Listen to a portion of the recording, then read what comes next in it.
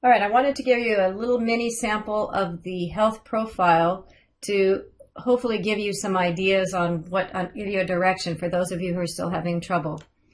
So what I've done is just created a mini little version, a little snippet, and I have my test class here, and I have my health profile class here.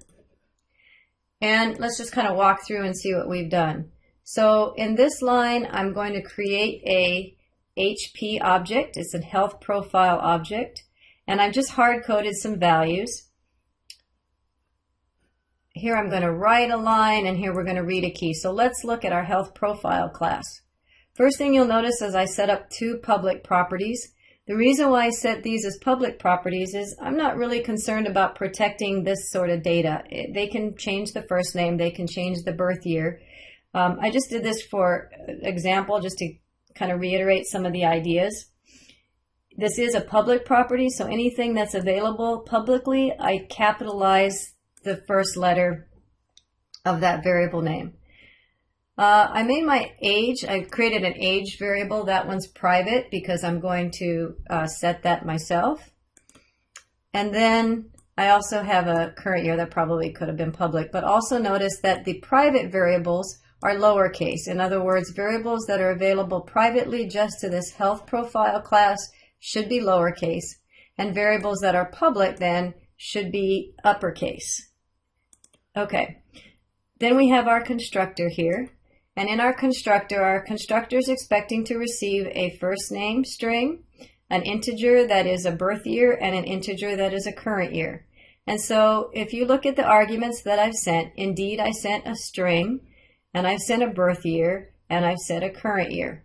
Okay, and so within that constructor, I set my variables accordingly, my properties accordingly. So I set my public property first name to the argument that I received, the birth year, and the current year. So that all works out fine. But notice I didn't set the age. I could have, but the idea behind a getter is that anytime a program calls for that property, the getters run, and whatever is in these braces is what's returned. In other words, you can see here that this right line is calling to get the value of age. And so as soon as this runs, we're going to come into this getter and return the current year minus the birth year, which I set when I created when the constructor ran. So I'm going to put a breakpoint here just so we can see this working. I'm going to put a breakpoint here, and I'll put a breakpoint in front of my creating my object just so we can see this work. So I've created a breakpoint, and I'm going to click on Start. And I'll be able to walk through this code by stepping into each line. So at this point, this line has not been executed yet. So we're going to watch it run. So right away, the constructor for that object is run. It's received information into these variables, and it's now going to set the properties according to the variables that have been received. So first name is now set. Okay. Birth year should not be set yet, but it'll be set as soon as we run that line. So now birth year has been set, and current year. So what hasn't been set yet is age. And the reason for that is, let's keep walking through the code. As soon as this line is executed, the first thing that's going to happen is the code needs to go get the value of age. And so it should actually we should be able to see it walking into the age.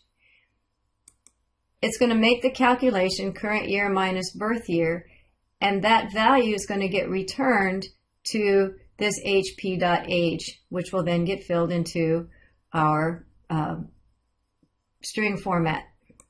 So then we get returned.